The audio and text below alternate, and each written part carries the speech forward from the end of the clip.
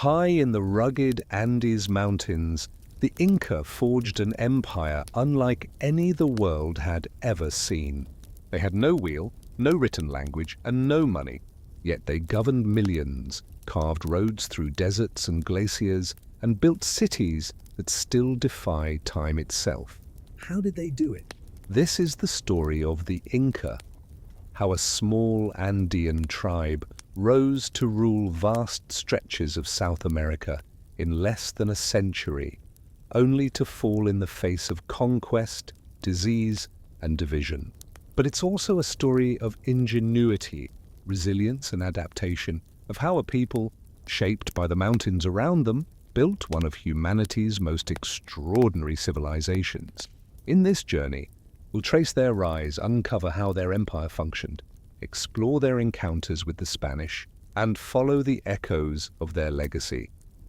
Still alive today in language, stone, and culture. Let's begin. Every empire begins with an origin story.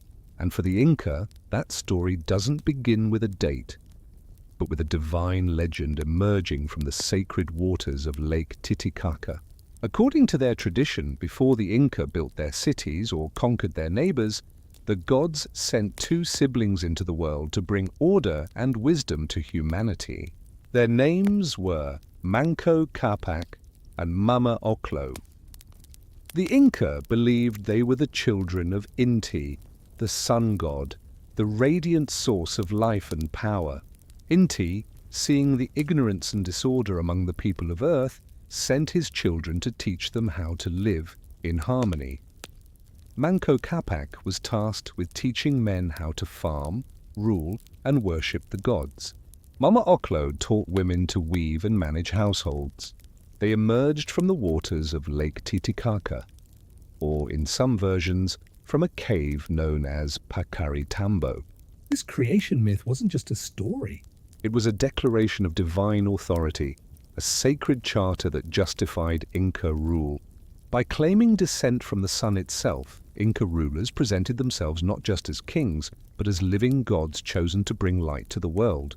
Their divine origin became the foundation of their right to lead and to expand their empire. Manco Capac and Mama Oclo wandered the highlands with a golden staff, a gift from Inti. The sun god's command was clear. Wherever the staff sank easily into the earth, that would be the place to build their city.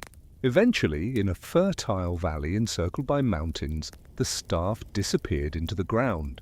Manco Capac declared that land sacred and began the work of creating a new civilization. That valley would become Cusco, the heart of the Inca world. Historians view this myth not as literal history, but as a reflection of how the Inca understood themselves and their place in creation. It reveals their deepest value: divine order, family cooperation, and the sacred relationship between humanity and the land. The golden staff sinking into the earth symbolized more than destiny. It represented harmony with nature, the belief that the earth was alive, deserving of care and reverence. For the Inca, land was not a possession.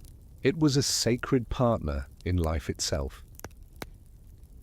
By the 11th and 12th centuries, these early beliefs had taken root in the real world. Archaeological evidence shows that small settlements were forming in the Cusco Valley, the earliest seeds of what would become the Inca state. They were one of many competing chiefdoms in the Andes, struggling for power and survival. In that turbulent landscape, myth was more than religion, it was strategy. The legend of Manco Capac united scattered tribes into one people under a shared divine ancestry. It gave them a purpose and a destiny that other groups could not claim. The Andes had seen great civilizations long before the Inca. The Chavin, the Moche, the Nazca, the Wari, and the Tiwanaku all rose and fell, leaving behind architecture, agricultural systems, and spiritual traditions. The Tiwanaku, whose influence surrounded Lake Titicaca, likely inspired many aspects of the Inca myth itself. The Inca borrowed and reshaped these older ideas, weaving them into a new imperial vision. Though they lacked writing, the Inca carefully preserved oral genealogies, tracing their rulers back to Manco Capac, the first of 12 legendary kings. This blend of myth and memory gave later emperors the legitimacy to claim divine right. At the center of Inca life was the Ayllu, the extended family group. Each Ayllu shared land, labor, and resources, forming the social backbone of the empire. Manco Capac is said to have organized the people of Cusco into these communal units, assigning each a role in agriculture and governance, a system that would define Inca society for centuries. The story of their golden staff and the place it sank lived on through generations. It became a symbol of divine favor, a reminder that the gods had chosen Cusco as the center of the world. The emperor himself was known as the Sapa Inca, the only Inca, the direct descendant of the sun. His divine heritage justified both his rule and his conquests. To resist the Inca, according to their belief, was to resist the order of the cosmos. Yet myth alone could not build an empire. That required diplomacy, warfare, and strategy. For generations, the Inca remained a small regional power, overshadowed by larger rivals. But slowly, through alliances, battles, and brilliant organization, they began to shape the foundations of an empire. From the sacred tale of Manco Capac's emergence, we now move from legend to reality, to the rise of Cusco itself. The valley of Cusco, nestled high in the southeastern Andes, had been inhabited for centuries. Its fertile fields and flowing rivers supported thriving communities long before the Inca arrived. The newcomers entered a world of shifting alliances and fierce competition, where survival depended on strength, wisdom, and unity. By the 11th or 12th century, the Inca, still a tribe rather than a state, began to take shape. They called themselves the Capacuna, meaning the noble ones or the chosen people. It was both a name and a prophecy. Cusco, their chosen home, offered both fertile land and strategic advantage. Its valley was defensible, its rivers vital, and its location connected them to major trade routes across the highlands. In every sense, it was a perfect balance of sacred and practical.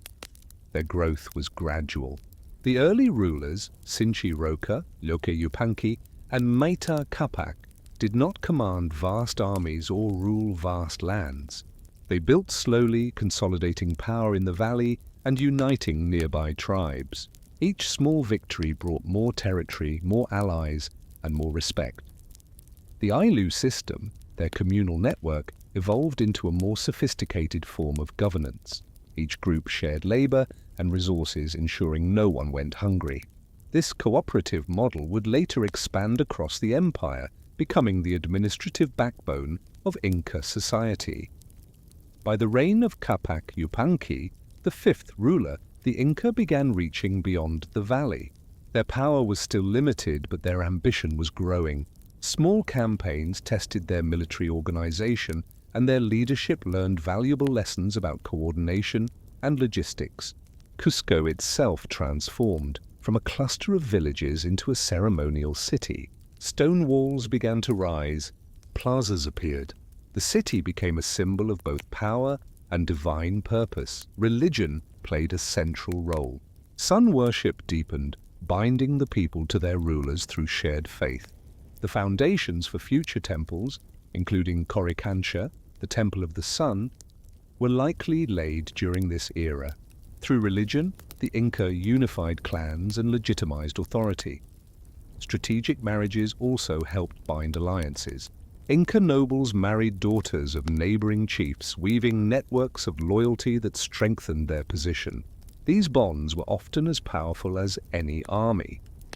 By the reign of Inca Roca, the sixth ruler, Cusco was emerging as a recognized kingdom. He is credited with founding schools for the sons of nobles, ensuring that future generations of administrators and leaders would uphold the same order. Still, the Inca faced constant threats from powerful neighbors like the Chanca, and the Sola. They were a small power in a vast and dangerous land. Yet what set them apart was their vision, a belief that their rule was divine, their order eternal, their destiny inevitable. They recorded their history, not with ink, but with memory and quipu, knotted cords that kept track of numbers, tribute, and possibly even stories. Through these oral and visual records, they preserved their legacy across generations. One defining moment came when the Inca clashed with the Ayaraca, a powerful group near the Cusco Valley. Through a mix of diplomacy and warfare, the Inca emerged victorious, securing the valley and establishing Cusco as their uncontested capital. By the early 14th century, the foundations of empire had been laid. Their society was hierarchical, yet harmonious, built upon unity, labor, and faith. The Sapa Inca ruled as both king and god. Below him were nobles, administrators, and commoners, all bound by duty to their Ailu and to the sun. The myth of divine birth had become reality. Cusco stood, no longer just a city, but the beating heart of a future empire. This era was defined not by sudden conquests or dramatic upheavals, but by gradual development, steady growth, careful planning, and the crafting of an identity capable of uniting disparate peoples. The growing city of Cusco had already established the Inca as a recognized regional power. Yet recognition alone could not guarantee their future. As neighboring states grew bolder and the Andes remained a patchwork of rival polities, the Inca faced the urgent need to evolve. That pivotal moment arrived under the rule of Viracha Inca, a king whose reign began with promise but ended in crisis, setting the stage for the most transformative period in Inca history. Viracha Inca was the eighth ruler in the traditional dynastic lineage. His name, like those of his predecessors, carried profound spiritual significance, invoking the creator god Viracha, a central figure in Andean cosmology. Adopting this name was not an act of arrogance. It was symbolic, intended to elevate the Inca's divine stature and mark his reign as destined for greatness. In the early years of Viracha Inca's rule, the kingdom appeared to be maturing.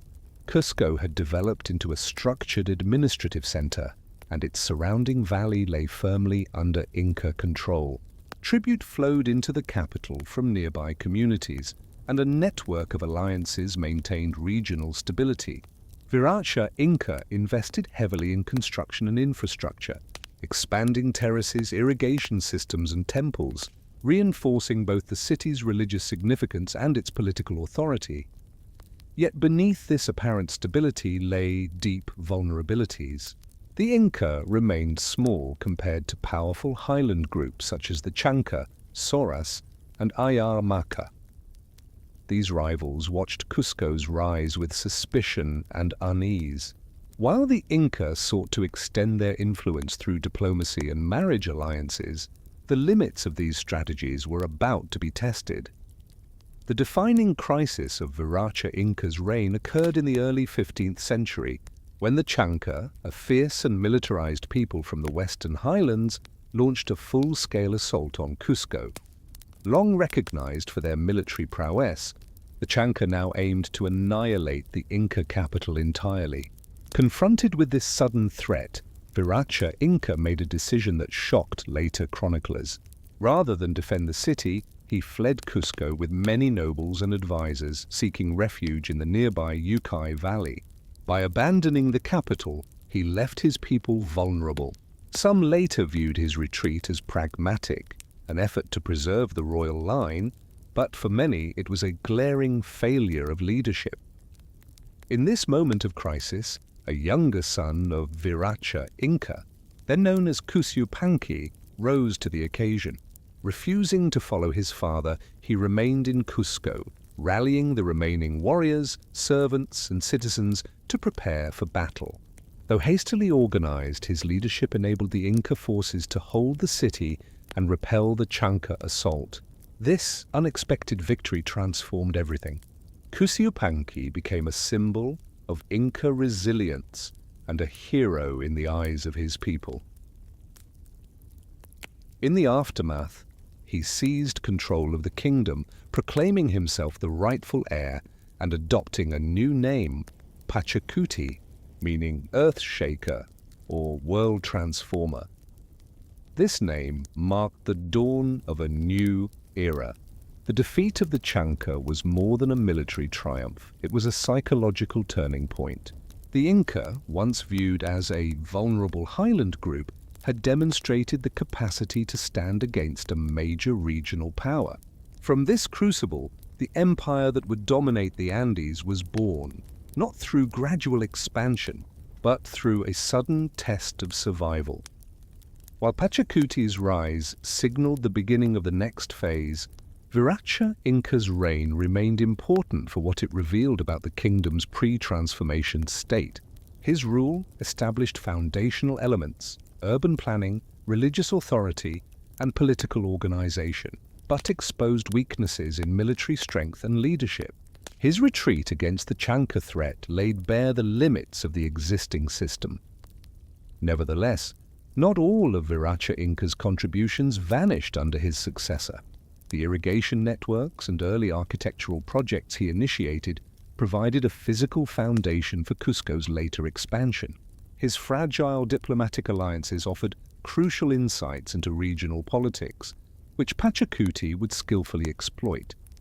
Another defining feature of this era was the evolving role of the royal family and the competition among heirs.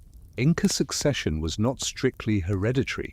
While sons of the reigning Sapa Inca could inherit, the crown often went to the most capable or ambitious, not automatically the eldest. This flexibility allowed Yupanqui to rise, but also fostered frequent succession disputes. Viracha Inca's decision to designate another son, Ero, as heir instead of Yupanqui proved fateful. Ero was reportedly indecisive, lacking the leadership required during war. His inability to command respect or defend Cusco weakened the royal household, creating the opportunity for Yupanqui to fill the void. Rivalries among siblings, responses to external threats, and questions of legitimacy would become recurring themes in Inca politics, even in later imperial times. By the end of Viracha Inca's reign, the kingdom had endured a profound trial. Though he had nurtured its institutions, his failure to defend them demanded a re-evaluation of leadership. His son's defiance and triumph marked not only the end of one era, but the explosive birth of another. The Inca were no longer mere custodians of a sacred city. With the Chanca defeated and the old royal order disrupted, the stage was set for an empire far larger than Cusco alone. Emerging from this crisis, the young Yupanqui, now Pachacuti, stood on the threshold of a new chapter. The transformation ahead was not simply a recovery, but a complete reimagining of the Inca state into an empire. Under Pachacuti, the Inca evolved from a regional power to a continental force, marking the true birth of Tawantinsuyu. His name, World Shaker, reflected a vision that extended beyond defending Cusco. It encompassed a total reformation of Inca society. He began with Cusco itself. Following the Chanca defeat, Pachacuti rebuilt the city, not as a restoration, but as a redesign reflecting imperial identity. Streets were arranged in the shape of a puma, a sacred Andean symbol. Stone buildings were constructed with precise masonry, requiring no mortar, a hallmark of Inca architecture. Temples, palaces, and plazas filled the city, emphasizing its status as the imperial center. Among his most iconic projects was the Coricancha, the Temple of the Sun, built on older foundations. Adorned with gold and dedicated to Inti, the sun god, it symbolized the fusion of religious authority with state power. By elevating Inti, Pachacuti unified diverse local cults under a single religious framework that reinforced the Sapa Inca's divine status. With Cusco consolidated, Pachacuti launched an ambitious program of territorial expansion. This was a deliberate strategy combining diplomacy, persuasion, and military action. Nearby chieftains who submitted were often rewarded, retaining local authority under Inca oversight. Those who resisted faced swift military action. Yet, even in conquest, the Inca sought integration rather than annihilation, preserving local customs while aligning communities with imperial structures. To manage this growing empire, Pachacuti introduced sweeping administrative reforms. He divided the territory into 4 suyus: Chincha Suyu to the northwest, Antisuyu to the northeast, Kuntisuyu to the southwest, and Kula Suyu to the southeast. Cusco remained the sacred and administrative hub, with each suyu governed by a loyal official. Subdivisions ensured detailed oversight of communities, labor, and resources. Pachacuti formalized the mita system, a labor tax requiring communities to provide workers for public projects, military service, or agricultural labor. In exchange, the state ensured food security and infrastructure. This system enabled the construction of roads, fortresses, and terraces, and established a reciprocal relationship between the state and its people. The most remarkable result was the Capac Ñan, the royal road network, spanning thousands of kilometers and connecting the Andes north to south. Rope bridges, cliffside staircases, and way stations, or tambos, facilitated travel and communication. Relay runners, or shaski, carried messages and goods swiftly, aided by quipu, knotted strings recording census data, tribute, and labor obligations. Trained officials, the quipucamayos, managed this system, reporting to higher authorities within the bureaucracy. Pachacuti's reforms extended to religion and ideology. He promoted royal ancestor worship, mummifying deceased emperors who continued to own property, receive tribute, and participate in ceremonies. This preserved dynastic authority and justified expansion of royal estates. He also initiated the Mitma policy, resettling large populations across the empire to prevent rebellion and promote integration. Though disruptive, it strengthened imperial control. Pachacuti led personally, inspecting provinces and participating in military campaigns, inspiring loyalty among followers and fear among enemies. His disciplined armies achieved key victories, including the conquest of the Kula region, bringing crucial resources under Inca control. He prepared for succession by appointing his son Topa Inca Yupanqui as co-ruler, ensuring continuity and allowing continued expansion. By the end of Pachacuti's reign, the Inca Empire had grown from a modest highland kingdom into a complex and expansive state spanning much of the central Andes. His legacy was not merely territorial. It lay in transforming the Inca from a regional polity into a disciplined, organized, and enduring empire. It was institutional. He had created the administrative and cultural framework of an empire that would endure long after the fall of its political power. Pachacuti died in the late 15th century, likely in Cusco, surrounded by the legacy he had built. Following custom, his mummy joined the royal cult, and his name became eternally associated with the golden age of Inca expansion. With the empire firmly established and the foundations of Tawantinsuyu laid, leadership passed to his son Topa Inca Yupanqui. Unlike many imperial transitions in history, this succession was not marked by instability or civil strife. Instead, it inaugurated a new phase of expansion. As the Inca extended their reach beyond the highland heartlands into tropical forests, coastal deserts, and across the spine of the Andes, Topa Inca Yupanqui had already acquired extensive experience in both military leadership and governance under his father. As co-ruler in Pachacuti's later years, he had helped administer parts of the empire and led campaigns, particularly in the southern territories, equipping him with the skills necessary to govern effectively from the outset of his reign. Once he assumed sole authority, Topa Inca acted swiftly to assert his power. He launched a series of ambitious campaigns aimed at consolidating existing territories and expanding into new regions. His approach was systematic and efficient, leveraging the roads, administrative structures, and policies established under Pachacuti. One of his first major campaigns moved northward into what is now Ecuador, home to resilient and often warlike societies such as the Cari, who had previously resisted conquest. The campaign faced challenging terrain and fiercely organized local communities skilled in guerrilla tactics. Topa Inca adapted, combining military force with diplomacy.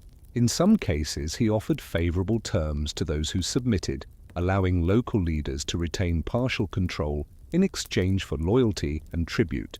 In more resistant areas, he deployed overwhelming force, later resettling loyal Mitmacuna to secure control. The conquest of the Cari was significant not only militarily, but also for the resources it brought. The northern Andes offered fertile valleys, skilled labor, and access to the Pacific coast, enriching the empire and solidifying Inca presence across diverse ecological zones.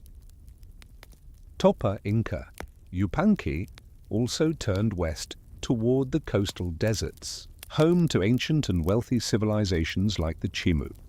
Their capital, Chanchan, one of the largest cities in pre-Columbian America, was organized into massive adobe compounds with sophisticated irrigation systems. Conquering the Chimu was among the most notable achievements of his reign. It required careful planning. The Inca seized control of the canals feeding the city, cutting off water and collapsing agricultural production. Faced with siege, the Chimu surrendered. Their rulers were incorporated into the Inca elite, and artisans were relocated to Cusco and other imperial centers.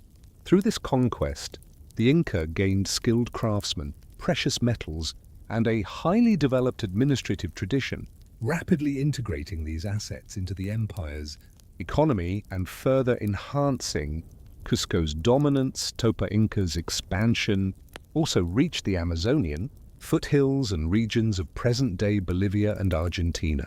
These areas were geographically challenging and decentralized, prompting a strategy focused on strategic outposts and alliances rather than total occupation. Fortresses were built in key mountain passes, and garrisons maintained presence without full control. An extraordinary episode during his reign was an alleged maritime expedition to the Pacific, recorded in colonial chronicles. According to these accounts, Topa Inca Yupanqui launched a fleet of balsas, large rafts with sails, to explore distant waters, returning with exotic goods, shells, slaves, and possibly gold. While the historical accuracy is debated, the story illustrates the remarkable scope of his ambition. At the heart of the empire, Topa Inca maintained Pachacuti's institutions. He continued the Mita labor system, the Quipu record-keeping, and provincial governance reporting to Cusco, while refining certain elements. Census organization and tribute assessments were adjusted in newly conquered regions to align with local production. Religious policy also continued, with worship of Inti Central and Cusco remaining the spiritual capital. Temples and shrines were built across provinces, spreading Inca religious ideology while accommodating local deities through syncretism, allowing conquered peoples to honor their gods while recognizing the supremacy of Inti and the Sapa Inca. Topa Inca paid particular attention to succession. Understanding the dangers of unclear inheritance, he carefully selected his heir, Huayna Capac, and involved him early in governance. By promoting a co-rulership model, he ensured a smooth transition and uninterrupted administration. By the end of his reign, likely in the late 15th century, the Inca Empire had reached unprecedented size and complexity, stretching from modern southern Colombia to central Chile, encompassing diverse climates, languages, and cultures. What had begun as a local highland kingdom 2 generations earlier had become one of the largest empires in the world. At the time, Topa Inca Yupanqui demonstrated that the Inca were capable not only of conquest but of effective governance. His campaigns added thousands of kilometers of roads, numerous new provinces, and millions of subjects. Strategic warfare, pragmatic administration, and integration of conquered peoples made the empire both powerful and cohesive. Yet rapid expansion brought new pressures. Maintaining control over such a vast and diverse realm required increasing administrative skill and political acumen. When Huayna Capac inherited the empire, he faced the immense task of securing frontiers, managing distant populations, and navigating the complexities of a sprawling state. As Topa Inca's reign ended, the empire he expanded from highlands to coast stood at its zenith. Leadership passed to his son, Huayna Capac, who inherited vast territories along with the enormous responsibility of unifying them. His rule would combine ambition and adversity. He would push northern boundaries to their greatest extent, while confronting the first signs of strains that would later challenge the empire's cohesion. Huayna Capac was born in the imperial city of Tumipampa, in modern southern Ecuador. His birthplace reflected his father's northern campaigns and the rising importance of these regions. Even before ascending the throne, Huayna Capac participated in military operations, demonstrating understanding of both battlefield tactics and regional governance. Upon becoming Sapa Inca, he focused on the northern frontier, aiming to secure and extend Inca authority into present-day Colombia. This was difficult. Northern societies, including the Quitu and Pasto, were politically fragmented, culturally diverse, and fiercely independent. Unlike southern highland kingdoms, they resisted central control. Huayna Capac relied on a combination of conquest, negotiation, and strategic resettlement. Roads were extended, tambos and administrative centers built, and Tumipampa expanded as a secondary capital to symbolize northern authority. Northern expansion brought both rewards and challenges. Fertile lands and new tribute enriched the empire, but dense forests, humidity, and rugged terrain complicated governance. Rebellions were frequent, and Huayna Capac traveled often between Cusco and Tumipampa to manage affairs directly. His prolonged absence weakened the traditional highland heart, creating practical decentralization even as central authority remained intact in theory, a factor that would have serious implications in later crises.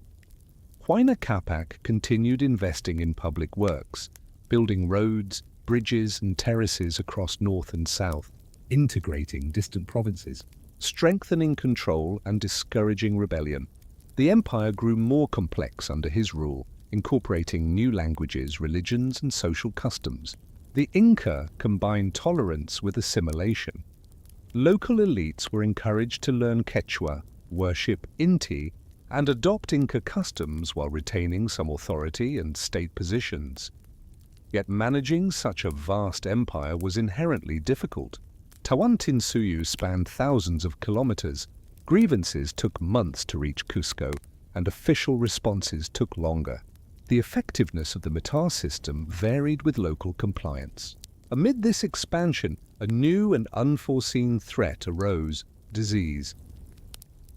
Around the early 16th century, well before Europeans arrived, smallpox swept through northern provinces, likely traveling ahead of explorers via trade routes. The disease spread rapidly and lethally, devastating communities.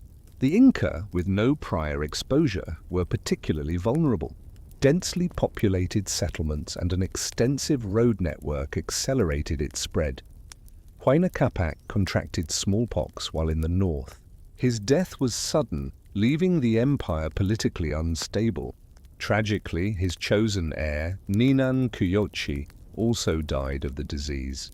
With both the emperor and successor gone, leadership became contentious, plunging the state into uncertainty. A power struggle ensued between Huayna Capac's surviving sons. Huascar, based in Cusco representing the traditional royal line, and Atahualpa, raised in the north with loyalty from northern military forces. This conflict escalated into civil war, dividing the empire and pitting brother against brother. Huayna Capac's legacy is therefore complex. He expanded the empire farther than ever before, integrated distant territories, and enriched the state's resources. Yet his focus on the north and the sudden smallpox outbreak left the empire vulnerable at a critical moment. His death without a clear succession plan fractured the political order, opening the door to internal conflict. Despite these crises, the administrative systems remained largely intact. The meter labor system continued, the road network remained functional, and governors still reported to Cusco. Yet the unity that had sustained the empire for nearly a century was beginning to erode. Huayna Capac's death left behind not only vast lands but a dangerous power vacuum. With the chosen heir dead, the royal family split into rival factions, setting the stage for civil war and the eventual challenges that would test the empire's resilience. What followed was one of the most destructive conflicts in the empire's history, a civil war between the two sons of Huayna Capac, Huáscar, and Atahualpa. At the center of the struggle was legitimacy. Huáscar, based in Cusco, was supported by much of the empire's traditional elite. Southern nobility saw him as the rightful heir, both for his seniority and because he remained close to the political and spiritual heart of the Inca Empire. Cusco had always been symbolic, and for many, Huáscar's claim rested on this ancient authority. Atahualpa, by contrast, had grown up in the northern regions of the empire, particularly around Tumipampa and Quito. These regions had risen in prominence under Huayna Capac's campaigns and administrative reforms. Atahualpa earned the loyalty of numerous northern generals and administrators who had served his father. Although lacking formal endorsement from the Cusco elite, he commanded a powerful, battle-hardened army. What began as a dynastic dispute quickly escalated into a brutal, empire-wide conflict. The Inca Empire, though still formally unified, was effectively divided between two centers of power, Cusco in the south under Huáscar and the northern highlands under Atahualpa. The war began with small skirmishes and diplomatic maneuvers, but rapidly intensified into a full-scale military campaign. Huáscar, determined to assert control over the entire empire, sent his forces north to confront Atahualpa. At first, Huáscar's armies had the advantage in numbers and formal authority. Yet Atahualpa's commanders, particularly Generals Chalcuchimac and Quizquiz, were seasoned veterans. They had fought alongside him in northern campaigns and understood both the terrain and the enemy's vulnerabilities. A decisive moment came when Huáscar's army was defeated near the city of Ambato. This loss undermined his military credibility and encouraged several neutral regions to side with Atahualpa. Over time, the war tilted decisively in favor of the northern faction. Atahualpa himself had been captured early on by Huáscar's forces, but his generals pressed the fight and ultimately secured his release. This only strengthened the belief among his followers that he enjoyed the favor of the gods and the momentum of destiny. By the time Atahualpa's forces approached the outskirts of Cusco, all major resistance had been crushed. Huáscar was captured, and many Cusco nobles were executed. In practice, Atahualpa had won the war, but the empire he now ruled was deeply wounded. Entire provinces were devastated, crops destroyed, communities displaced, and infrastructure disrupted. The ideological foundation of unity, the notion that the Sapa Inca was the divine son of the sun, had been shattered. The civil war left scars that would not heal quickly. It weakened the royal authority and fractured the loyalty of subject peoples. Many local leaders, forced to choose sides or punished during the war, now viewed central power with suspicion. Others, seeking to avoid future imperial entanglements, retreated from full cooperation with the state.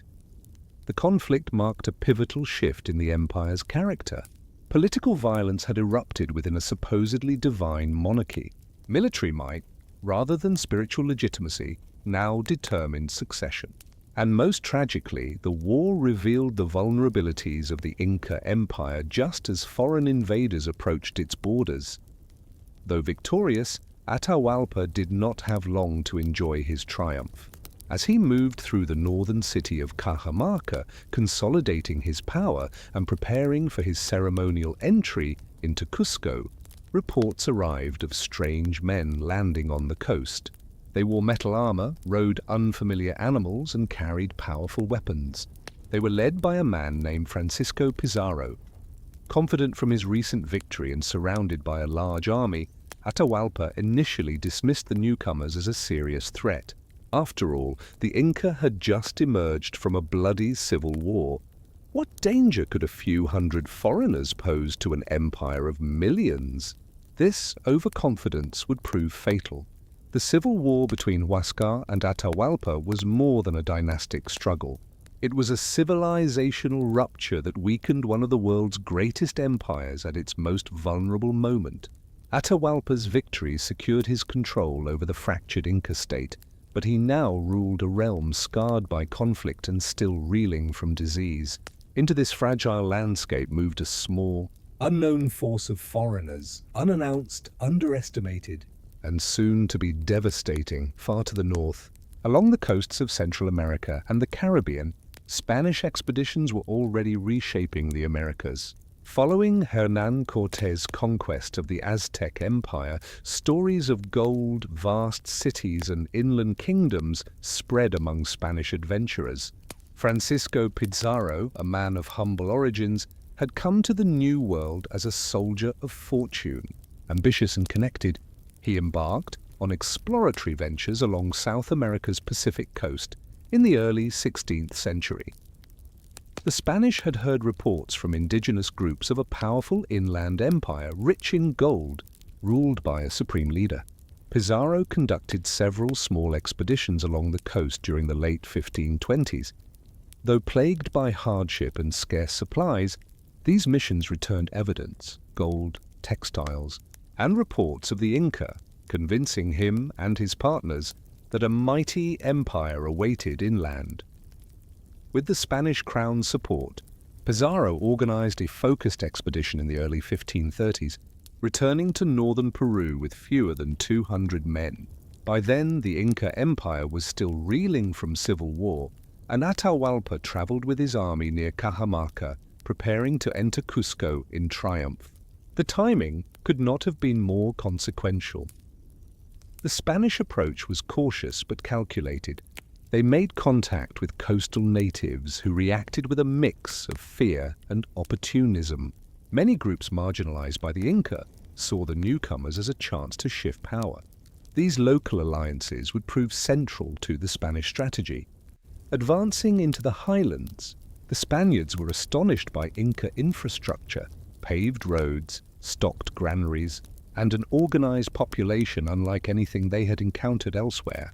Despite their small numbers, the Spanish were well armed, carrying steel swords, pikes, and firearms, technologies unknown in the Andes. They also brought horses, creatures never before seen in South America, regarded by locals as supernatural. Formal contact occurred near Cajamarca in 1532. Atahualpa, aware of the strangers, did not perceive them as a serious threat. He commanded tens of thousands of soldiers. The foreigners were few, armored and unsupported. Still, Pizarro requested an audience with the emperor. Atahualpa, curious but unconcerned, agreed. His scouts reported no large force and no apparent hostility. What Atahualpa did not realize was that the Spanish did not come to trade or explore. They came to conquer. To them, the Inca were heathens and their empire a prize. Pizarro and his men saw themselves as agents of Christian expansion and fortune seekers. They applied the same strategy that had worked in Mexico: capture the leader, control the state. The meeting was set in Cajamarca's central plaza. Atahualpa arrived in full splendor, carried on a golden litter, surrounded by an honor guard and unarmed. His soldiers remained outside, confident in their overwhelming numbers. Spanish forces hid in surrounding buildings. A Dominican friar, Vicente de Valverde, approached and demanded that Atahualpa accept Christianity and submit to the Spanish crown. The exchange was tense. Atahualpa, unfamiliar with the object and its meaning, reportedly threw the Bible to the ground. This act signaled the Spaniards to strike. Steel and horses surged into the unarmed royal entourage. Atahualpa was seized and hundreds of attendants were killed. The entire attack lasted minutes, but shattered Inca leadership. Atahualpa's capture sent shockwaves throughout the empire. Officials were paralyzed, unsure whether to resist, negotiate, or wait for instructions. The Inca had no precedent for this crisis. For Pizarro, it was a triumph. Controlling Atahualpa gave him leverage without fighting the entire army. Realizing the danger, Atahualpa attempted to negotiate his release, offering a ransom that would become one of history's most infamous. The fate of the Inca Empire hung in the balance. The Spanish held its living symbol, yet remained vastly outnumbered. The empire still existed, armies were intact, but leadership was frozen. As dust settled in Cajamarca, the Spaniards possessed something far more powerful than expected: the living emperor. Outnumbered and surrounded by hostile territory, they had struck a psychological blow so profound that the empire's structure appeared paralyzed. Yet conquest was not complete. What followed would be a surreal episode of negotiation, deception, and irreversible decisions that forever altered the Andes. Atahualpa, held in a room in Cajamarca, quickly understood the stakes. The Spanish had no immediate plan for administration, no large army, and limited understanding of the Inca system. What they possessed was conviction, driven by religious zeal, greed, and memories of conquest in Mexico. Atahualpa's goal was simple: secure his release and restore order. To secure his freedom, Atahualpa proposed what would become one of history's most famous ransoms. He offered to fill a large room with gold up to a line marked on the wall, and to fill 2 additional rooms with silver. These rooms were immense. The gold chamber alone measured over 20 feet long and more than 10 feet wide. Atahualpa promised to gather the treasure within months, drawing on the vast resources of his empire. Pizarro and his men accepted the offer, stunned by its scale but eager to claim it. For the Spanish, the wealth of the Andes had always been the ultimate prize, and now they could obtain it without a battle.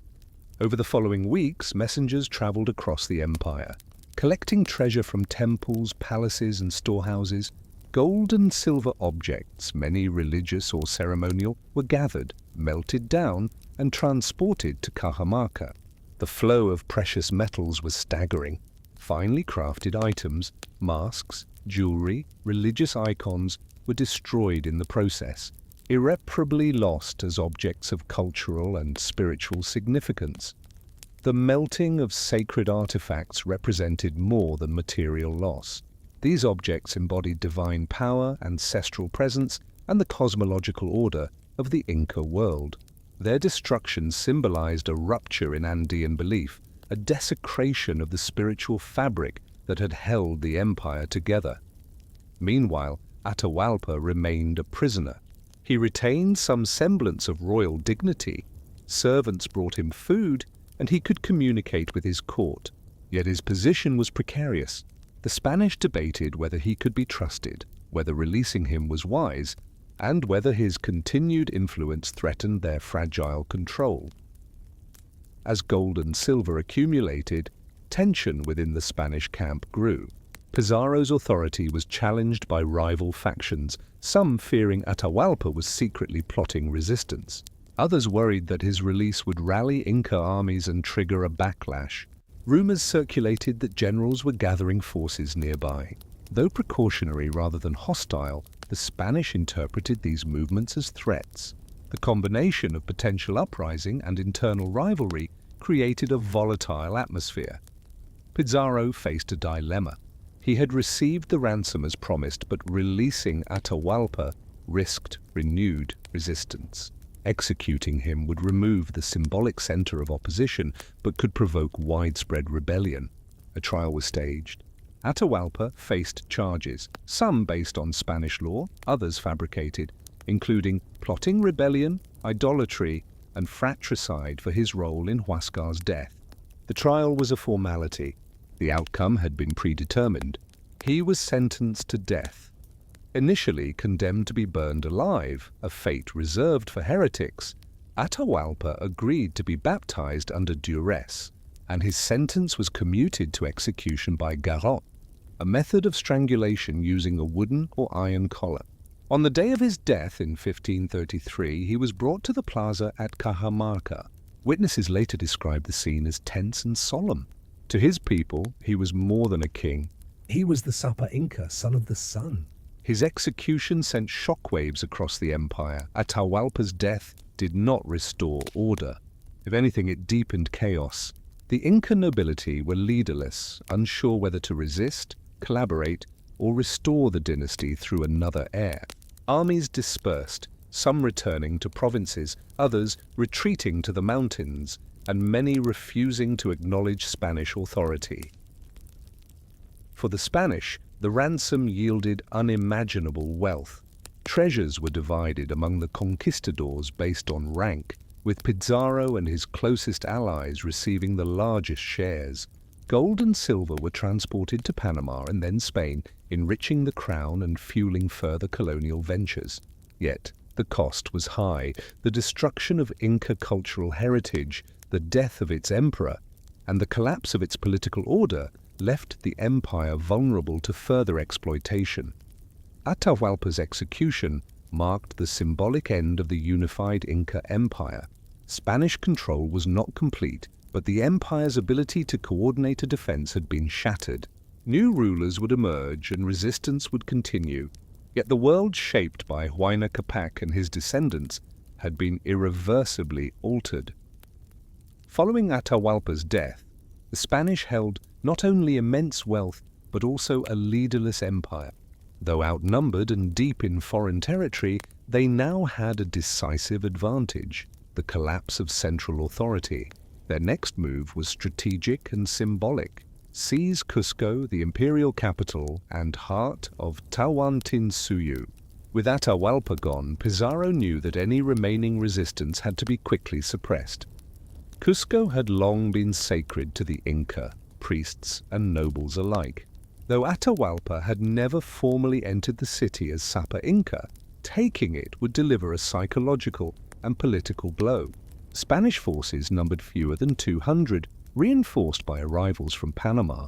Crucially, they gained indigenous allies, groups such as the Cañari, Huanca, and Chachapoya, who saw the Spanish as liberators from Inca control.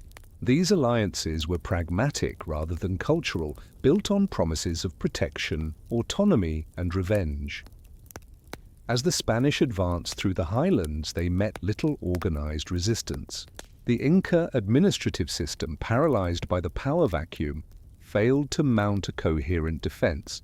Local leaders, uncertain or fearful, surrendered, negotiated, or retreated into the mountains. During this phase, a new figure emerged: Manco Inca Yupanqui, a royal family member who had survived the civil war and was regarded as a legitimate heir by many Cusco nobles. Lacking the means to assert power, Manco accepted a Spanish offer to serve as a puppet Sapa Inca, giving ceremonial status in exchange for loyalty. With his cooperation, the Spanish could claim they were restoring order rather than destroying the empire. By the time the Spanish reached Cusco's outskirts in 1533, the city was vulnerable. Many warriors were away with remnants of Atahualpa's northern forces, and the nobility was divided. After minor skirmishes, the Spanish and their allies entered the city without major resistance. Cusco astonished them. Its stone walls were perfectly fitted, temples richly adorned, and streets laid out in symbolic patterns reflecting the empire's cosmology. The Coricancha, the Temple of the Sun, remained a marvel, though much of its gold had been sent to Cajamarca as part of the ransom. The Spanish quickly consolidated control.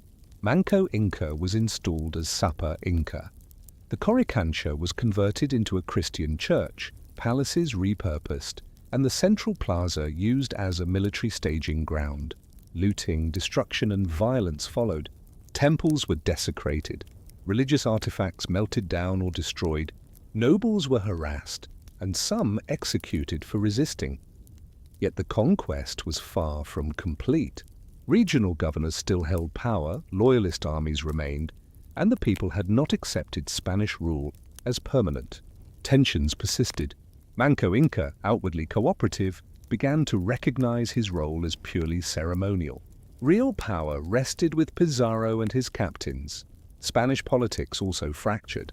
Rivalries between Pizarro and Diego de Almagro surfaced as Almagro found himself sidelined in Cusco despite expectations to share in spoils and governance. These internal conflicts would later erupt into civil war among the Spaniards. Despite these complications, the capture of Cusco marked a decisive milestone. With the city under control and a puppet emperor in place, the Spanish could claim dominance over Tawantinsuyu. Land was redistributed under the encomienda system, assigning indigenous communities to Spanish overlords who extracted labor and tribute.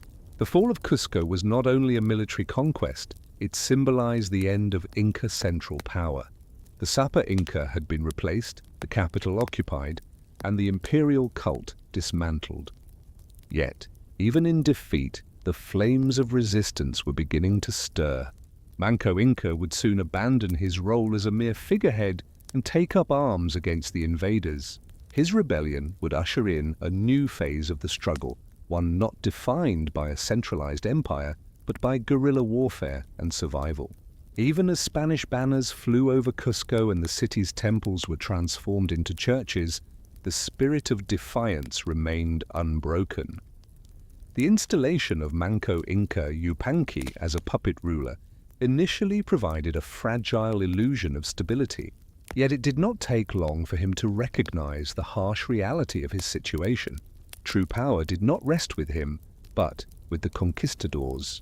His cooperation had been a temporary compromise, not surrender. Soon, Manco would transform from figurehead to freedom fighter, leading one of the most determined uprisings against Spanish rule. The seeds of rebellion were sown almost immediately after the fall of Cusco. Though Manco accepted the Spanish offer to rule under their supervision, his authority was constantly undermined.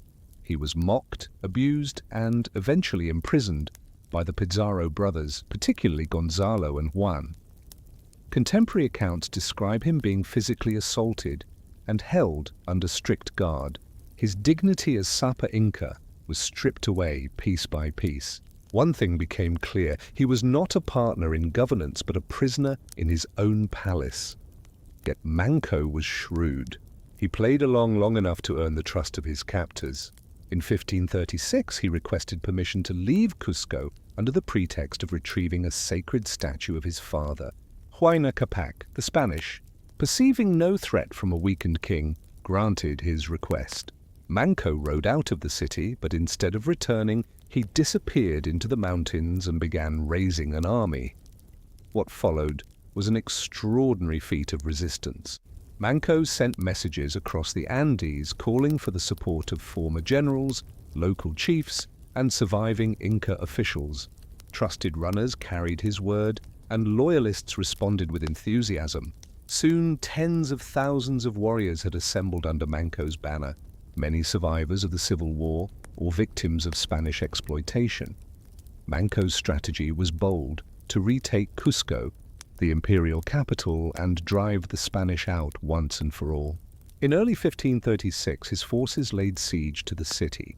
The siege would last nearly a year and stand as one of the greatest indigenous resistance efforts in the Americas.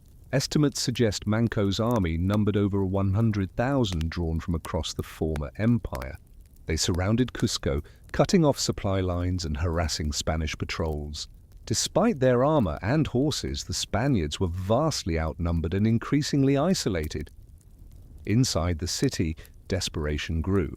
The conquistadors had fortified key buildings, including the former palace and religious structures, now turned into strongholds. The proud city had become a fortress under siege.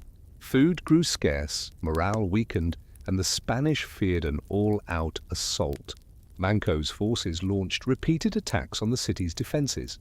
One of the fiercest battles took place at Sacsayhuaman, the massive fortress overlooking Cusco. Constructed of enormous interlocking stones, it had been a key military and ceremonial site during the empire's height. Now it became the epicenter of brutal conflict. After days of fierce fighting, the Spanish managed to capture Sacsayhuaman through a risky and bloody assault. Its loss was a major blow to Manco's campaign, though his forces remained numerous. Failing to control the high ground above Cusco limited their effectiveness. Still, the siege continued for months, evolving into a war of attrition. Manco's army relied on tactics tailored to their knowledge of the terrain. They disrupted Spanish supply lines, burned crops, and launched hit-and-run attacks to maintain pressure. Yet as months dragged on, momentum waned. Spanish reinforcements from the coast gradually shifted the balance. Francisco Pizarro, based in Lima, sent troops to relieve the city. These reinforcements included cavalry and artillery, advantages the Inca could not match. The Spanish began reclaiming surrounding areas and reopening access to the city. Seeing the siege could no longer be sustained, Manco made a difficult decision. In early 1537, after nearly a year of fighting, he lifted the siege and withdrew into the mountains.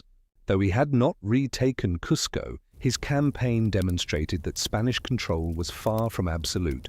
More importantly, it revealed that the Inca spirit of resistance endured across the former empire, not just in isolated communities. Manco did not surrender. He established a new base in the remote Vilcabamba region, west of Cusco, founding what would become the Neo-Inca state, a refuge for rebels, loyalists, and anyone unwilling to live under Spanish rule. From this stronghold, he continued resisting for years, leading raids, forming alliances, and preserving symbols of Inca sovereignty. The siege of Cusco marked a turning point. While it failed to expel the Spanish, it proved that conquest was not a one-sided affair. The Inca were not passive victims, but active agents striving to reclaim their world. Their resistance was sustained, fueled by memory, loyalty, and hope. In the years following, Manco Inca continued to govern Vilcabamba, issuing decrees, performing ceremonies, and maintaining royal traditions. The Spanish, dominant in cities and valleys, never fully subdued the highland resistance. The empire of old was gone, but its heartbeat persisted in forests and mountains where Manco and his followers held fast. Manco Inca Yupanqui's withdrawal from Cusco marked not an end, but the beginning of a new chapter. From the rugged cloud forests beyond Spanish reach, he carved out a final refuge for Inca sovereignty. Vilcabamba became the capital of the Neo-Inca state, a last stand for royal Inca resistance. This state endured nearly 4 decades, refusing to surrender and preserving a flicker of independence in the shadow of conquest. After lifting the siege of Cusco in early 1537, Manco retreated northwest into the remote Vilcabamba region, a dense, isolated part of the Andes beyond the Apurimac River. The steep, humid terrain with limited access routes was ideal for defensive resistance. Familiar to the Inca and inhospitable to Spanish horses and armor, it became the foundation for a new center of power. Unlike the grand cities of the past, Vilcabamba was built not to impress, but to endure. It functioned more as a guerrilla base than an administrative capital, yet the core of Inca civilization remained alive. Manco maintained his royal court, performed religious ceremonies, and governed according to Inca customs. He welcomed fugitives, rebels, and those fleeing Spanish rule. Over time, the population grew into a multicultural resistance society of nobles, warriors, priests, and displaced Andean peoples. The Neo-Inca state was an active center of resistance, launching raids, disrupting supply lines, and sheltering rebel leaders. From Vilcabamba, Manco attempted to coordinate broader resistance across the highlands. Though largely suppressed, these efforts forced the Spanish to remain vigilant. Remarkably, Manco re-established a functioning court in exile. Despite war and betrayal, he revived royal ceremonies, minted symbols of state continuity, and maintained the title of Sapa Inca, governing with a council of loyal advisors. Inca religion, suppressed in cities, remained central in Vilcabamba. Worship of Inti continued, and solar festivals were observed. The Spanish sought to destroy the Neo-Inca state, but found it elusive. Expeditions from Cusco and Lima were met with ambushes, disease, and logistical challenges. Manco had chosen his refuge well, holding the Spanish at bay for years. Yet life in Vilcabamba was not without hardship. Isolated and under constant threat, the economy was limited. Agriculture was possible, but trade routes were cut off, and resources were scarce. Artisans no longer had access to the metals and tools that had made Cusco a cultural center. Many families lived in uncertainty, and younger generations grew up far removed from the empire their ancestors had built. Meanwhile, Spanish rule elsewhere in Peru consolidated. Francisco Pizarro and Diego de Almagro clashed over territory and power, their internal conflict culminating in Almagro's execution and Pizarro's assassination destabilized Spanish control and created further opportunities for resistance. Manco, though tempted to intervene, wisely focused on maintaining Vilcabamba. By the late 1540s, Spanish colonial administration stabilized under a viceroy and new institutions. Yet the Neo-Inca state endured. Manco Inca was assassinated in 1544, not by the Spanish, but by former allies of Diego de Almagro who had sought refuge in Vilcabamba. Treacherously, they murdered him in revenge. Manco's death was a blow, but resistance did not end. His sons, Sayri Tupac, Titu Cusi Yupanqui, and eventually Tupac Amaru, continued his legacy. Sayri Tupac accepted Spanish terms, abandoning Vilcabamba, converting to Christianity, and receiving land and titles. Though this marked a temporary pause, it was not the end. Titu Cusi Yupanqui rejected compromise, returned to Vilcabamba, and ruled the Neo-Inca state for over a decade. Resistance resumed, often defensive, while he maintained Inca traditions. He engaged selectively with missionaries, yet never renounced sovereignty. After Titu Cusi's death, Tupac Amaru assumed leadership. By 1572, the Spanish, now stronger and more organized, launched a final campaign into Vilcabamba. This time they succeeded. They captured Tupac Amaru and brought him to Cusco, where he was publicly executed. With his death, the last Inca ruler had fallen, and the Neo-Inca state came to an end. Yet the story did not fade into silence. The memory of Vilcabamba, of Manco Inca's defiance, and of the final resistance became woven into Andean identity. It lived on in oral histories, songs, and future struggles for justice and recognition. While the Neo-Inca state persisted in the forested fringes of the Andes, another story was unfolding in the cities and valleys already under Spanish control. The conquest of the Inca Empire is often recounted as a tale of a few hundred Spanish conquistadors defeating millions. But the reality was far more complex. The empire's downfall was not a simple collision of two worlds. It was shaped and in many ways made possible by the active participation of indigenous allies and by infighting among the Spanish themselves. From the earliest days of Pizarro's expedition into the Andes, the Spanish relied heavily on local alliances. Contrary to the myth of an all-conquering force, the Spanish were few in number, unfamiliar with the terrain, and dependent on native logistical support. Their key advantage lay in exploiting the fractured political landscape that the Inca themselves had created. Many indigenous groups harbored deep resentment toward Cusco. The empire, despite its organization and achievements, had expanded rapidly and often through force.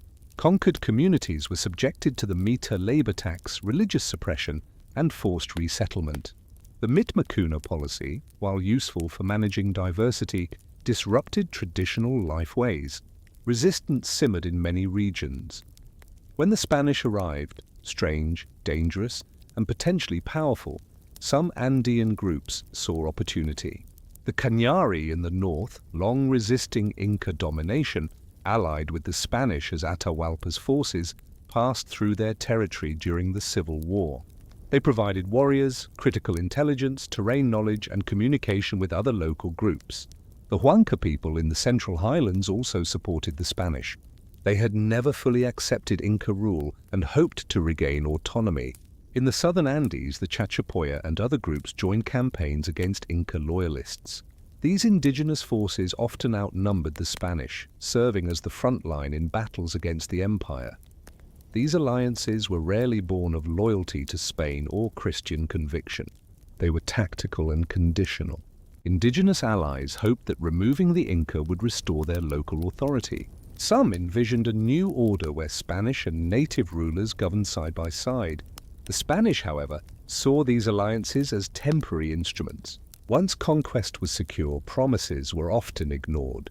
Lands were confiscated, forced labor reinstated, and indigenous leaders sidelined. The encomienda system institutionalized this betrayal, assigning communities to Spanish overlords who extracted tribute and labor in exchange for supposed protection and Christian instruction. Yet the contributions of indigenous allies were indispensable. Without them, the Spanish could not have maintained supply lines, understood local politics, or achieved key victories in battles like those at Cajamarca and Cusco. These were not passive auxiliaries, but active agents shaping history. Meanwhile, as Spanish power expanded, internal divisions emerged among the conquistadors. Most destabilizing was the feud between Francisco Pizarro and his former partner Diego de Almagro. The two had cooperated during early conquest but clashed over territorial control and spoils. Almagro felt marginalized after Cusco's capture, which he believed he had helped secure. Granted control over southern New Toledo, whose borders were poorly defined, he marched south in 1535 seeking riches and legitimacy, reaching Chile, but found little immediate gain. Frustrated, Almagro returned to Peru and seized Cusco by force. In 1537, he captured Hernando and Gonzalo Pizarro, Francisco's brothers, attempting to assert authority. This sparked a civil war between Pizarro and Almagro factions. Though both claimed to serve the Spanish crown, personal ambition and greed drove the conflict. It culminated in the Battle of Las Salinas in 1538. Pizarro's reinforced and better supplied forces defeated Almagro's army. Almagro was captured, tried, and executed in Cusco, the very city he had helped conquer. His followers, embittered and vengeful, did not forget. These rivalries persisted. In 1541, Francisco Pizarro himself was assassinated in Lima by Almagro's son, Diego de Almagro the Younger, with support from disgruntled conquistadors and former Almagistas who viewed Pizarro's rule as corrupt and despotic. This cycle of violence revealed the fragility of Spanish control. While indigenous populations suffered growing oppression, the so-called victors were embroiled in blood feuds and factionalism. Observing from afar, the Spanish crown gradually moved to assert direct rule. Viceroys were appointed, royal officials dispatched, and unruly conquistadors reined in through legal reforms and military intervention. These civil wars weakened colonial authority in the short term, but marked a transition. The chaotic conquest phase gave way to a bureaucratic colonial administration, more durable and harder to resist. For the Andean peoples, betrayal by former allies and Spanish infighting added new layers of suffering. Indigenous participants in conquest often found themselves resubjugated. Rebellions erupted in various provinces, sparked by abuses of the encomienda system or suppression of local religious practices. Without a unified center or strong leadership, these revolts rarely succeeded. Yet memory endured. The idea of Inca resistance became a source of identity and pride. Indigenous alliances, once viewed as shameful compromises, were reinterpreted as survival strategies. Spanish rivalries became cautionary tales of unchecked ambition. Even after Vilcabamba's fall and the execution of the last Inca ruler, the empire's legacy persisted. Spanish colonial rule transformed the Andes, but Inca cultural foundations continued to shape the region. From ancient stone walls to spoken language, seasonal festivals, and collective practices, echoes of Tawantinsuyu endured for centuries. The Inca were conquered, but never erased. One of the most visible legacies is architecture. Across the Andean highlands from Ecuador to Chile, Inca buildings still stand: massive stone walls, agricultural terraces, ceremonial plazas, and cities like Ollantaytambo and Machu Picchu. These structures are more than archaeological remnants. Many remain integrated into modern settlements, reused in colonial foundations, or admired as symbols of ancestral achievement. Inca architecture is remarkable for precision and durability. Ashlar masonry, fitting large stones without mortar, allowed structures to endure centuries of earthquakes and erosion. In Cusco, modern residents walk streets paved by Inca hands. Colonial buildings often rose atop Inca walls, asserting conquest, yet acknowledging Inca engineering.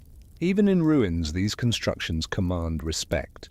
Machu Picchu, unknown to the Spanish and revealed internationally in the 20th century, symbolizes Inca ingenuity.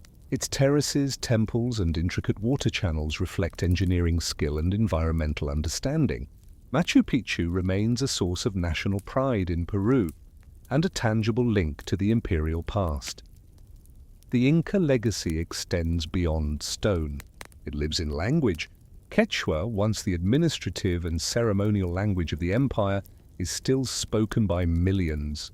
Despite centuries of marginalization, it is one of the most widely spoken indigenous languages in the Americas. Under Inca rule, Quechua was deliberately spread as a unifying language. After conquest, the Spanish initially tolerated it for missionary use, later attempting suppression during periods of resistance. Still, Quechua survived in homes, markets, and songs. Today, it is official in Peru and Bolivia, taught in schools, broadcast on radio, and used in festivals. Speaking Quechua affirms identity, preserves heritage, and resists centuries of erasure. Religious practices also reflect continuity beneath a Catholic surface. Many Andean people identify as Catholic, yet traditional beliefs persist through syncretism. Sacred mountains or apus are honored in ceremonies. Offerings to Pachamama, the Earth Mother, accompany planting and harvest. These rituals often coexist with Christian holidays, creating a layered spiritual landscape rooted in both pre-Columbian and colonial traditions. The agricultural calendar reflects Inca environmental knowledge. Festivals tied to solstices, equinoxes, water cycles, and planting seasons continue. Communities maintain collective labor practices, reinterpreted through modern cooperative frameworks. Clothing, food, and music carry Inca legacies. Traditional textiles feature patterns with symbolic meaning. Dishes like quinoa, chuño, and maize stews remain staples. Panpipes and drums echo across mountain festivals, instruments predating European arrival. Beyond material culture, Inca heritage shapes modern Andean identity. During colonial periods and into independence, the Inca were symbols of resistance and pride. Leaders like Tupac Amaru II claimed descent from the royal line and drew inspiration from its legacy. In the 19th and 20th centuries, Inca imagery was reclaimed in national identity, incorporated into flags, museums, and narratives. Though sometimes misinterpreted, it served as a powerful reminder of indigenous roots. Today, the Inca past continues to influence political and cultural debates. Indigenous rights movements, land reform, and cultural recognition often invoke Inca traditions. Pilgrimages, revived festivals, and bilingual education reflect ongoing engagement with the imperial past. Tourism plays a complex role. Sites like Machu Picchu attract millions, generating income and global attention, yet raise questions about preservation, exploitation, and authenticity. The Inca are celebrated worldwide, but often through romanticized lenses that overlook living communities. This dual legacy, historical and living, invites deeper understanding. The empire is not just a past civilization, but a foundation for ongoing cultural survival. The stones may be old, but the voices that built them still speak. The story of the Inca Empire may have ended in conquest and resistance, but its memory did not vanish into obscurity. While the political structure of Tawantinsuyu collapsed in the 16th century, the echoes of its grandeur, the voices of its people, and the remnants of its architecture continued to resonate across generations. In the centuries following the fall of Vilcabamba, both native and European voices worked to reconstruct, reinterpret, and revive the Inca legacy, culminating in a global rediscovery that continues to shape our understanding today. One of the earliest and most significant efforts to preserve the Inca memory came from within the Inca world itself. In the late 16th and early 17th centuries, a man known today as El Inca Garcilaso de la Vega wrote one of the most influential chronicles of Inca history ever produced. Born in Cusco to an Inca noblewoman and a Spanish conquistador, Garcilaso lived at the intersection of two civilizations. Educated in Spain, he drew upon the oral histories passed down through his mother's lineage and merged them with European literary forms to produce the Comentarios Reales de los Incas. Published in the early 17th century, the Comentarios offered a detailed and often sympathetic account of Inca society, its customs, achievements, and eventual downfall. Garcilaso portrayed the Inca as enlightened rulers, wise, just, and deeply spiritual. He highlighted their architectural brilliance, agricultural innovations, and moral code. At the same time, he did not shy away from the violence of conquest or the suffering endured by his ancestors. Garcilaso's work was not a neutral history. It was an act of cultural preservation and advocacy. Writing in exile and aware of the colonial power structures of his time, he sought to present the Inca as equals to, or even more advanced than, the European conquerors. His narrative challenged the prevailing colonial perspectives that dismissed indigenous cultures as primitive or inferior. For centuries, the Comentarios remained one of the few widely known sources on Inca history. Alongside it were other chronicles, some by Spanish priests and administrators, others by mestizo and indigenous authors. Together, these texts became a repository of Inca memory, blending fact, myth, and interpretation. They proved essential for later scholars, travelers, and archaeologists seeking to understand the lost empire. While Inca culture persisted in daily life, oral traditions and rural ceremonies, much of its material world remained hidden, buried in jungle, repurposed for colonial cities or forgotten by outsiders. That began to change in the 19th century, when explorers and antiquarians ventured deeper into the Andes in search of ancient ruins.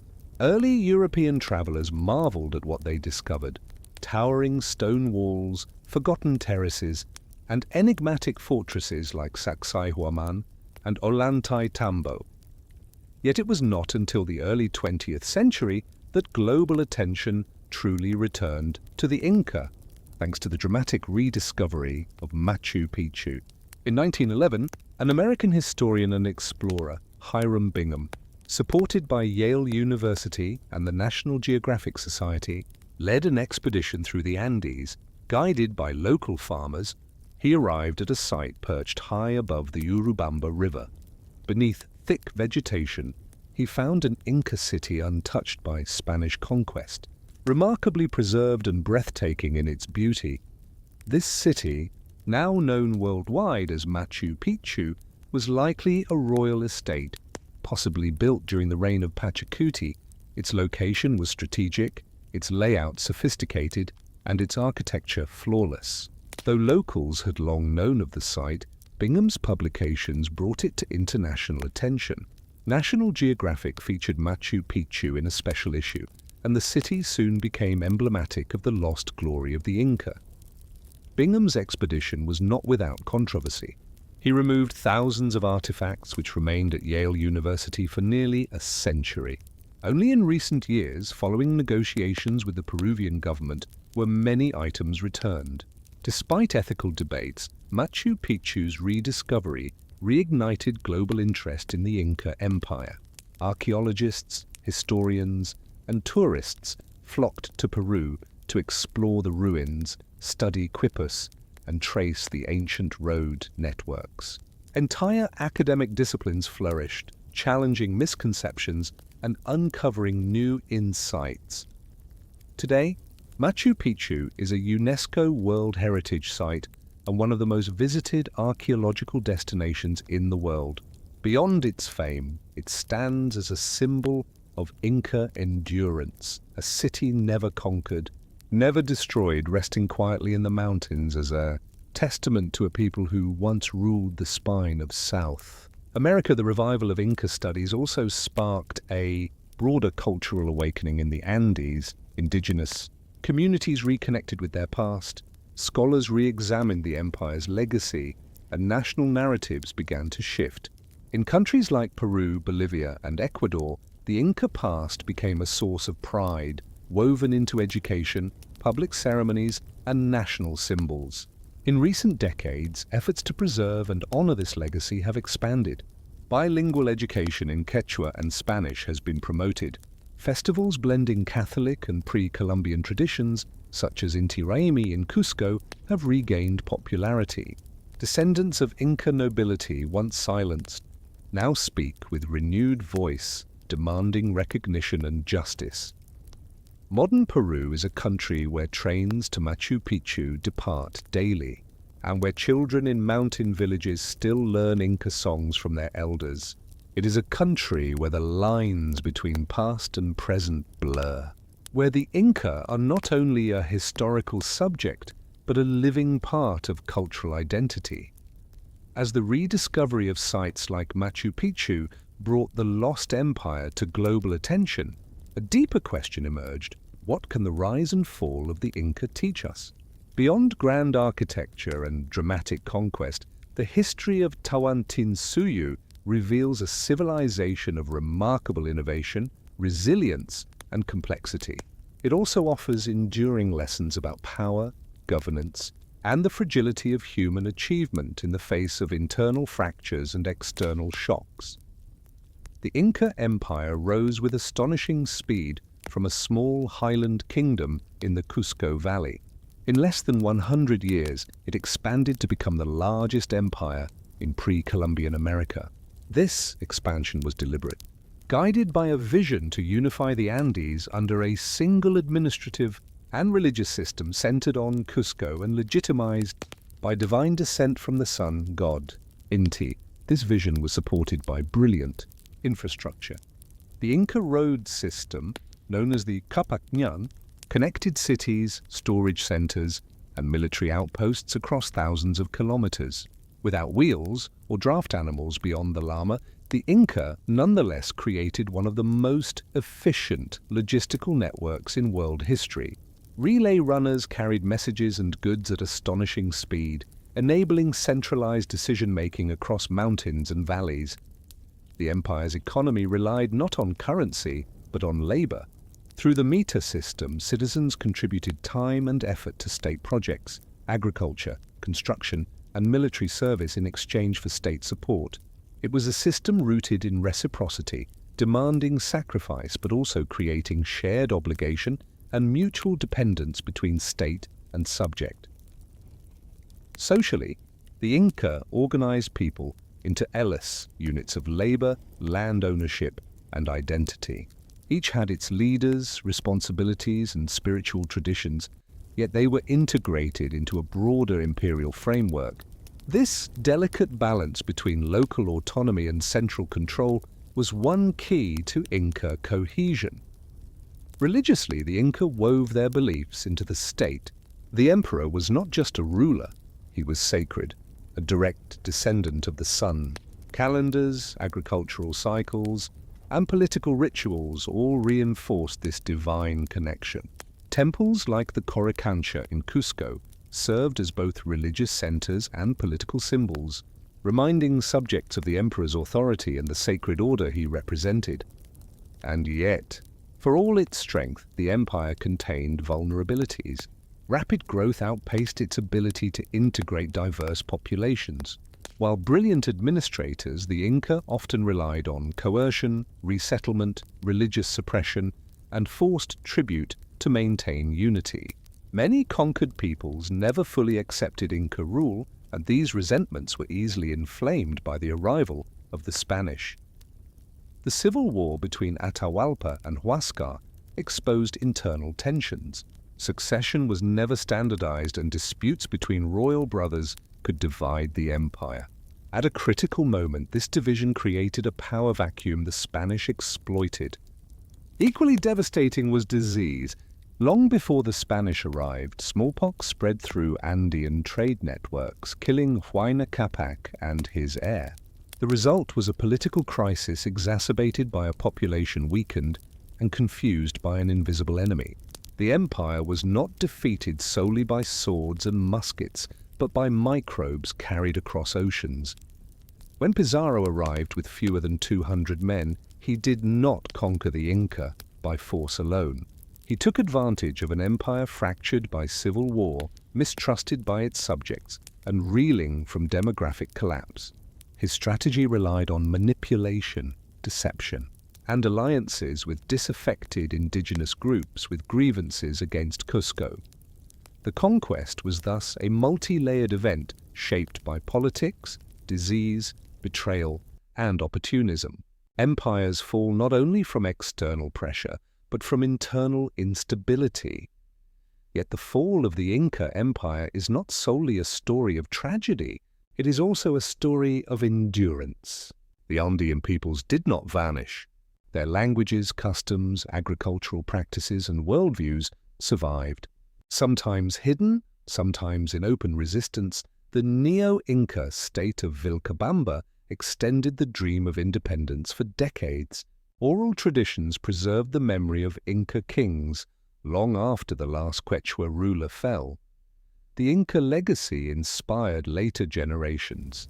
In the 18th century, Tupac Amaru II invoked Inca identity in rebellion against colonial rule. In the 20th and 21st centuries, indigenous movements reclaimed Inca imagery in demands for land rights, cultural recognition, and justice. The Inca past is not only studied, it is lived, reclaimed, and retold. For historians, the Inca story continues to evolve. Advances in archaeology, linguistics, and genetics reveal new insights each year. Satellite imagery uncovers hidden terraces. Quipu analysis suggests that knotted strings may have conveyed far more complex information than previously thought. Indigenous scholars revisit colonial chronicles to restore suppressed voices and challenge assumptions. In the global imagination, the Inca Empire stands as a reminder of what a society can achieve with vision, organization, and a deep relationship with its environment. It also serves as a cautionary tale about overreach, Internal division, and the unpredictable consequences of contact between worlds. Looking across the arc of Inca history, from the legend of Manco Capac to the imperial glory of Pachacuti to the final resistance in Vilcabamba, we find a story that defies simple conclusions. It is neither purely triumphant nor purely tragic. It is human. Empires rise and fall, but ideas endure. The Inca did not write books, but they built in stone, were remembered in stories, and live on through their descendants. As long as the Andes stand, so too will the legacy of Tawantinsuyu, etched into the mountains that once carried the roads of empire. Building on Tawantinsuyu's legacy, it is important to see the Inca not as an isolated wonder, but within a longer continuum of Andean civilizations. Long before Pachacuti's armies marched and long after Vilcabamba fell, the Andes were home to complex, innovative, and deeply rooted cultures. The Inca inherited, adapted, and built upon a world already centuries in the making. Understanding what came before and after adds depth and reveals remarkable continuity in Andean history. The Andes are one of the few regions where civilization arose independently of Mesopotamia, Egypt, or China. Societies here developed agriculture, monumental architecture, and sophisticated religions on their own terms. As early as the 3rd millennium BCE, small communities cultivated native crops like potatoes, quinoa, and maize. These early agriculturalists mastered diverse microclimates, a skill essential in the high-altitude Andes. Among the earliest large-scale societies was the Norte Chico civilization along the central coast of modern Peru. Flourishing from around 3500 to 1800 BCE, this civilization built monumental pyramids, engaged in complex trade networks, and developed a form of social hierarchy, all without ceramics or widespread agriculture. While not directly connected to the Inca, this society marked the beginning of a long tradition of state-level organization in the Andes. By the 1st millennium BCE, New religious and artistic movements were emerging. the Chavin culture, centered in the highlands, spread its influence through stone carvings, metallurgy, and temple construction. Chavin religious iconography, blending feline, serpent, and bird imagery, can be seen as a precursor to the Pan-Andean cosmology that the Inca would later standardize. In the centuries that followed, a series of regional powers rose, each contributing to the Andean cultural toolkit. The Moche, based along the northern coast, excelled in ceramics and irrigation. Their pottery, often depicting warriors, deities, and scenes of daily life, remains some of the most detailed visual documentation of ancient Andean society. Further south, the Nazca are famous for their geoglyphs, massive designs etched into the desert floor, whose purpose continues to inspire debate. Perhaps the most direct precursors to the Inca were the Wari and Tiwanaku states. The Wari, based in the central highlands from roughly the 6th to the 10th centuries CE, pioneered administrative control, road construction, and agricultural terracing. They developed a model of provincial governance that would later resemble Inca practices. Tiwanaku, located near Lake Titicaca, constructed monumental architecture, developed raised field agriculture, and maintained a religious system emphasizing the sun, ancestor worship, and sacred stonework, elements later absorbed into Inca ideology. The Inca did not erase these cultures. They absorbed and reinterpreted them. When expanding their empire, Inca rulers incorporated the gods, sacred sites, and artistic styles of conquered peoples, presenting themselves not as destroyers, but as rightful heirs to an ancient Andean order. This strategy of cultural inclusion facilitated rapid expansion and reinforced their legitimacy. Even the Inca capital of Cusco reflected this layering of traditions. Beneath Inca stonework lie traces of earlier settlements. Some sacred routes, canals, and agricultural terraces used by the Inca may date to Wari or even earlier periods. The empire literally rested upon foundations laid by those who came before. When the Inca state collapsed in the 16th century, the Andean world did not vanish. Spanish colonial rule introduced new forms of administration, religion, and economy, but much of the Andean cultural structure endured. Indigenous communities maintained their islas, continued farming ancient terraces, and preserved their languages and rituals. While some religious practices were hidden behind Catholic forms, others were practiced openly in reinterpreted ways.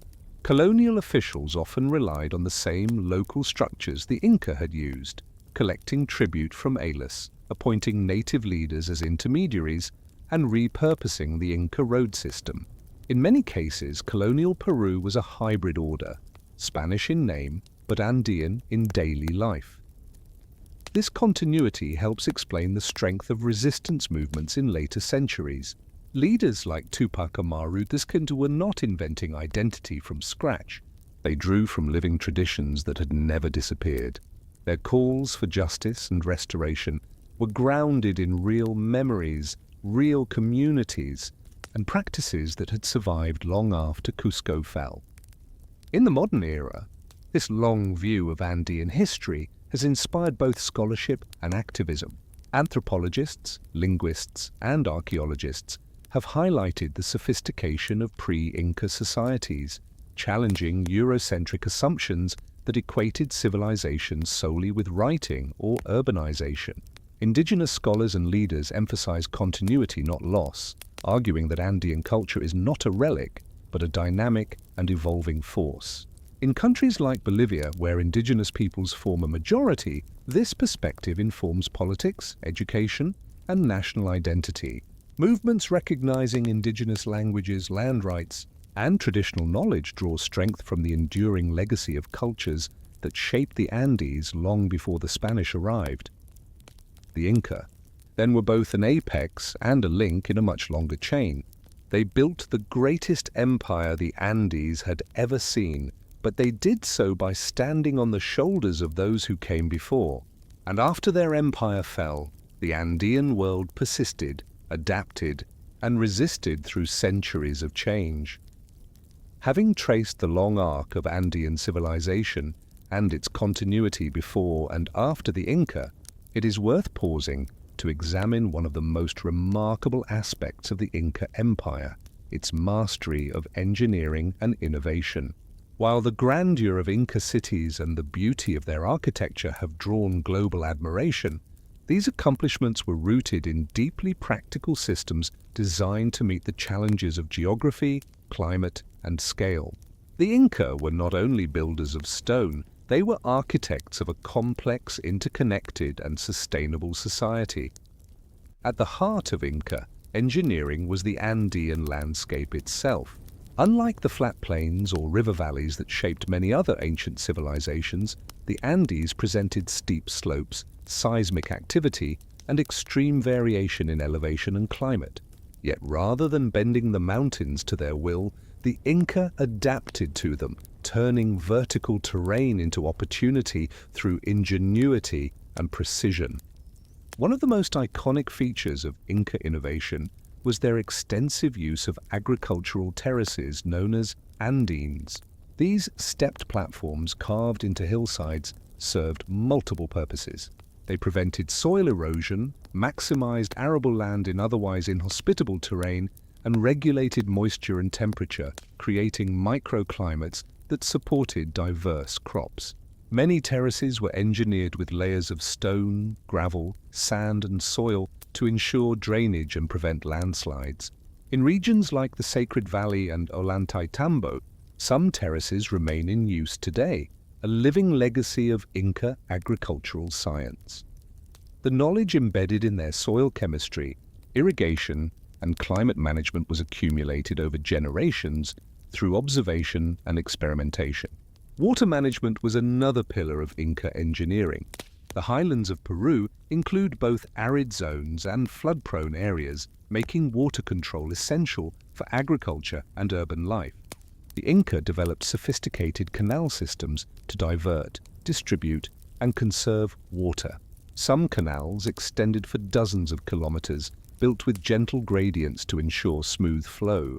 In cities like Tipon, south of Cusco, visitors can still see ceremonial and functional fountains, channels carved into stone, and aqueducts supplying water to different sectors.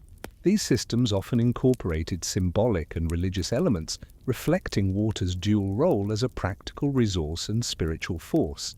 Rituals honoring water deities accompanied practical water management. In addition to agriculture and hydraulics, the Inca were remarkable road builders. Their empire stretched across mountains, deserts, and forests, requiring a network connecting distant provinces to the capital. The result was the Capac Ñan, the royal road system, spanning over 25,000 kilometers, one of the largest pre-industrial road networks in the world. Composed of major highways, secondary routes, and local trails, it featured stone paving in some regions and compacted earth in others. Designed for foot traffic and llamas, the roads included way stations or tambos at regular intervals, providing rest, food, and storage for travelers. Tambos also functioned as strategic military outposts and administrative centers. A relay system of runners called chasqui enabled rapid communication across the empire. Trained for endurance and speed, chasqui carried messages and small packages across hundreds of kilometers in days. At key points, they used quipu, knotted strings, to record census data, tribute, and military orders. While the full interpretation of Quipu remains debated, evidence suggests they may have conveyed narrative or linguistic information beyond numbers. The Inca also demonstrated profound understanding of seismic activity, essential in earthquake-prone regions. Their stonemasonry, particularly in royal and religious buildings, was designed to withstand tremors. Stones were cut and fitted with such precision that no mortar was required. Interlocking shapes and tapered designs allowed walls to shift without collapsing. This polygonal masonry can be seen in places like Sacsayhuaman and Coricancha. Urban planning reflected similar foresight. Cusco, the imperial capital, was shaped like a puma, a sacred Inca animal. The city was divided into sectors based on social hierarchy and regional affiliation, mirroring the empire's broader structure. Roads radiated toward the four suyus, the administrative quarters. Public spaces such as plazas, temples, and markets were strategically placed for ceremonial and political purposes. One of the most impressive aspects of Inca infrastructure was its integration of function, symbolism, and sustainability. Engineering projects were both practical and meaningful. Terraces were farms and offerings to mountain gods. Canals served as sacred paths for water spirits. Buildings aligned with solar events, employed native materials, and respected sacred geography, revealing a worldview where technology and spirituality were intertwined. The Inca also excelled at resource management and state planning. Storehouses called kulkas held surplus food, textiles, weapons, and tools. These reserves allowed the state to respond to famine, support armies, and provision travelers. Storage methods accounted for elevation, climate, and regional needs. Some kulkas were ventilated to preserve dried goods. Others were placed in cooler microclimates for perishables. Remarkably, all of this was achieved without technologies often deemed essential for complex civilization. The Inca had no writing system like alphabetic scripts, no wheel for transport, and no iron tools.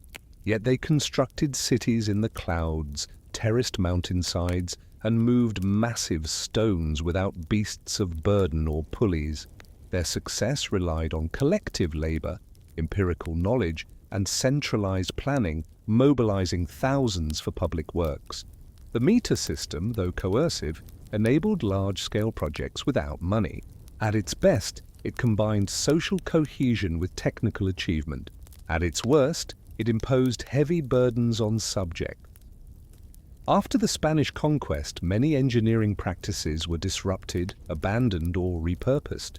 Colonial authorities adapted some roads and canals, but without integrated planning. Much infrastructure deteriorated, and knowledge of Quipu and seismic masonry was lost or suppressed. Yet remnants survive. Modern Andean farmers still use terraces and irrigation methods. Elders in some communities pass down techniques for stonework, terrace maintenance, and water management. Recent archaeological research and collaboration with indigenous engineers have begun to revive these techniques, offering lessons in sustainable development. Today, Inca achievement reminds us that science is not confined to laboratories or textbooks. It exists in stone walls, fields that feed communities, and systems responding to geography's challenges.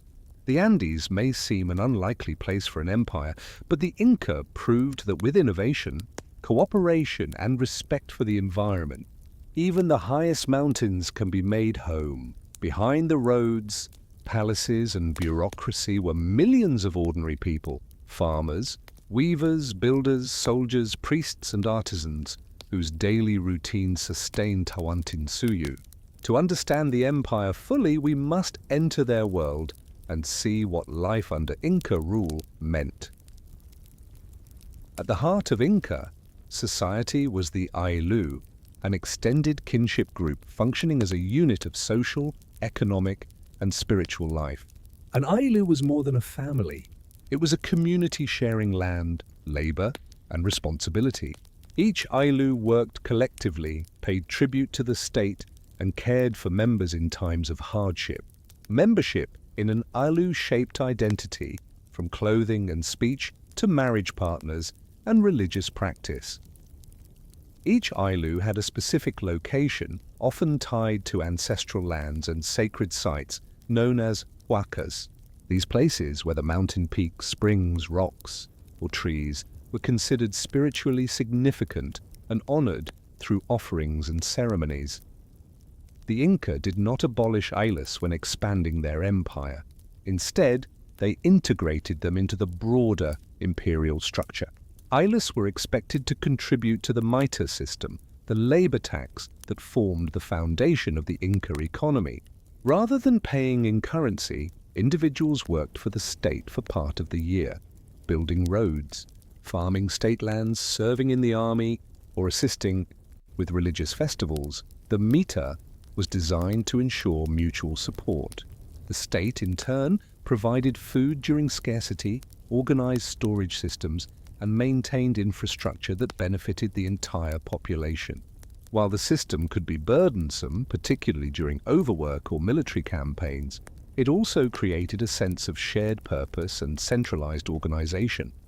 Agriculture was the primary occupation for most people in the empire.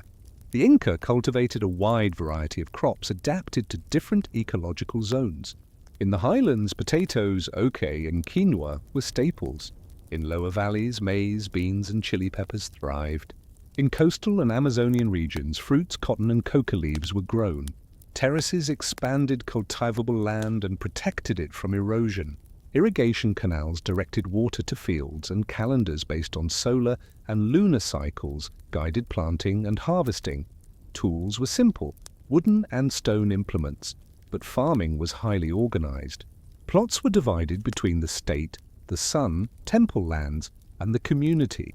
Farmers worked each portion in turn, ensuring the state and the gods received their share of the harvest. Gender roles in Inca society were complementary rather than hierarchical. Men typically handled plowing, construction, and warfare, while women focused on weaving, food preparation, child-rearing, and household management. However, women were not excluded from religious or political life. Priestesses served in temple cults, and noble women could wield significant influence within the imperial court. One of the most important institutions for women was the Aclahuasi, or House of the Chosen Women. Selected for beauty, skill, or noble birth, young women lived in temple compounds and were trained in weaving, ceremonial duties, and religious instruction. Some became priestesses. Others were married to nobles or gifted to provincial lords as diplomatic offerings. A select few were chosen for capacocha, a ritual involving offerings to the gods, often performed at high-altitude mountain peaks. Clothing reflected regional identity and imperial hierarchy. Commoners wore simple tunics and shawls made from llama or alpaca wool, dyed with natural pigments. Nobles wore elaborate garments, often woven from fine vicuña wool, and adorned with patterns signifying status, region, or role. The emperor, or Sapa Inca, wore garments so sacred that they were burned after use rather than reused or gifted. Housing varied by region and social class. Most rural families lived in one-room stone or adobe homes with thatched roofs, arranged in clusters near fields or along irrigation channels. In cities, nobles occupied larger compounds with multiple rooms and open courtyards. The emperor's palaces were monumental, featuring finely worked stone, ritual spaces, and storehouses for tribute. Religion permeated every aspect of daily life. The Inca pantheon included deities associated with the sun, moon, stars, earth, water, and fertility. Inti, the sun god, was the most prominent, serving as the divine ancestor of the royal family. Yet local deities, or huacas, remained central to ordinary people's lives. Priests performed sacrifices of food, textiles, animals, and occasionally humans to maintain cosmic balance and ensure prosperity. Festivals punctuated the calendar, providing moments of communal celebration and renewal. Major festivals, such as Inti Raymi held at the winter solstice, involved days of feasting, dancing, and ritual.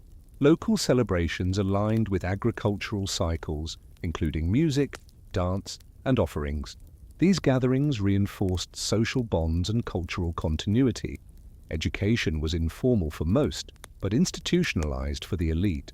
Children of commoners learned skills for farming, weaving, and domestic life from their parents.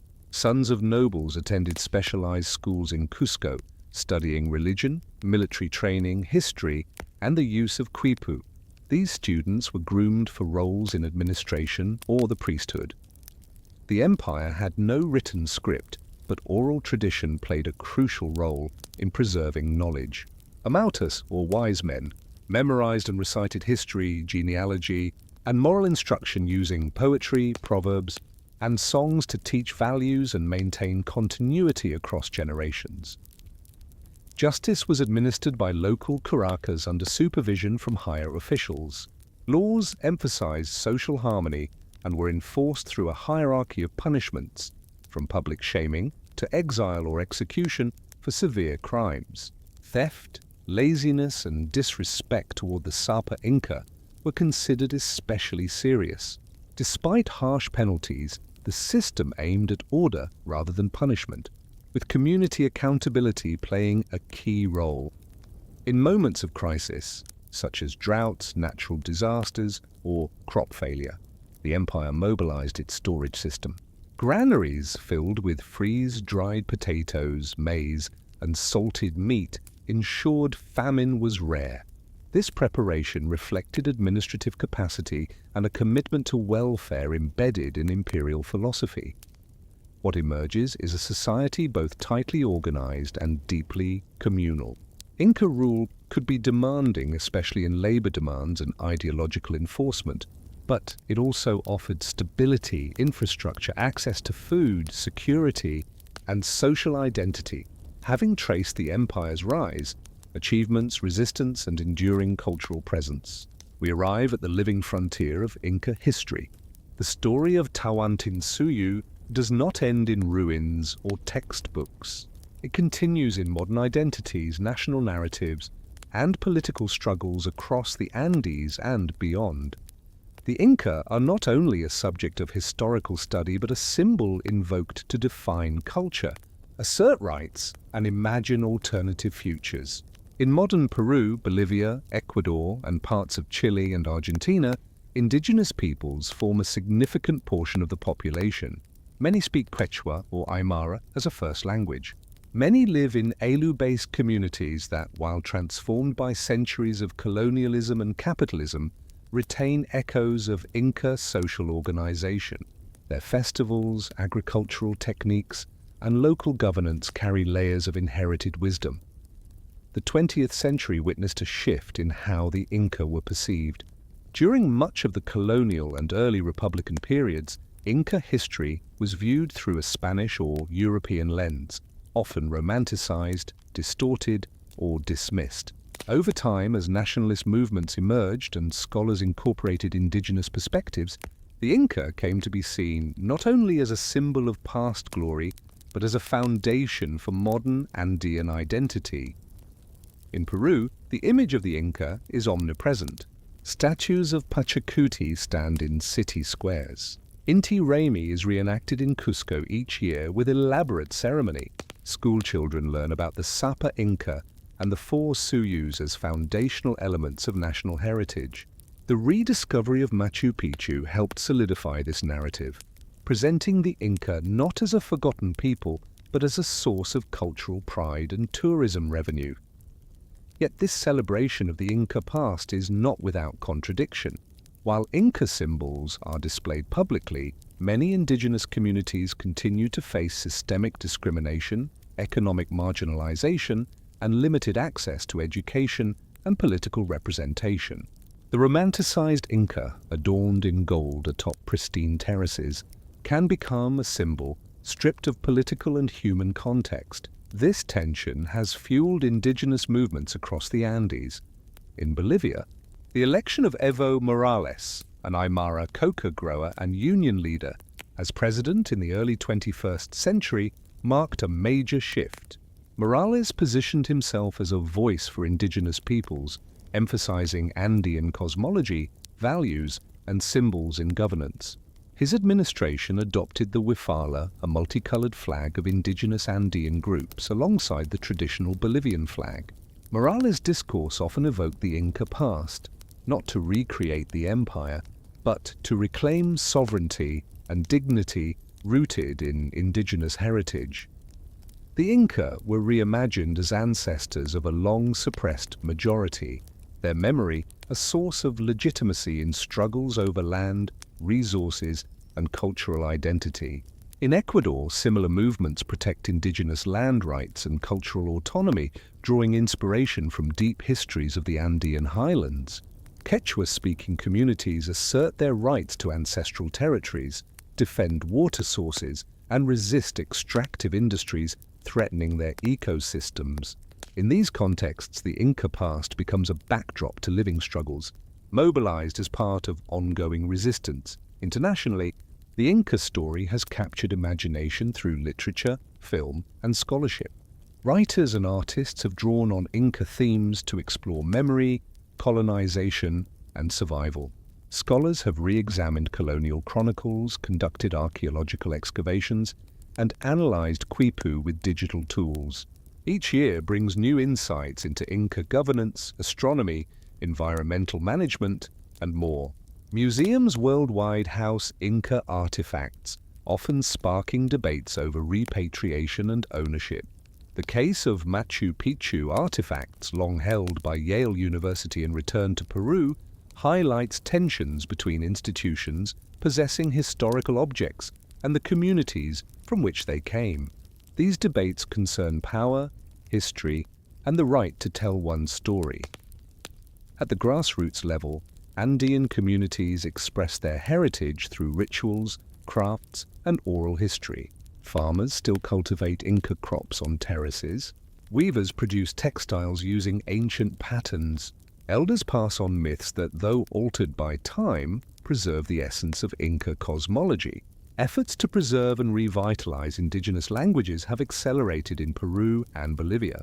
Government programs support bilingual education.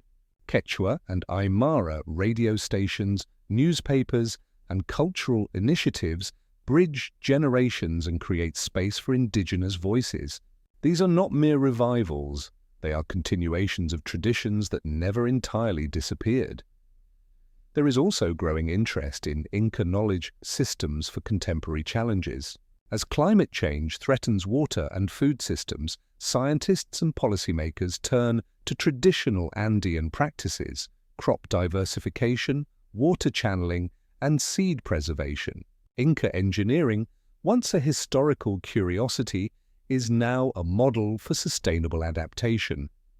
In cities and on social media, younger generations of indigenous activists and artists reshape Inca identity. They fuse tradition with innovation, mixing hip-hop with Quechua lyrics, creating digital art inspired by Andean symbols, and challenging stereotypes through fashion, film, and political commentary. Their work honors the past while refusing to be confined by it. The Inca, then, are not just a story of what was. They are part of what is and what may yet be. Their empire ended in the 16th century, but the ideas, structures, and spirit of Tawantinsuyu live on in millions of hearts and actions. The Inca continue to inspire, provoke, and offer a lens through which people imagine justice, resilience, and identity in a rapidly changing world. As we close this journey through Inca history, from mythic origins to imperial splendor, resistance, rediscovery, and present resonance, we are reminded that history is not only about the past. It is about the meanings we create, the connections we maintain, and the futures we shape with the stories we remember. The empire may have fallen, but its story endures in stone, in memory, and in the living Andes.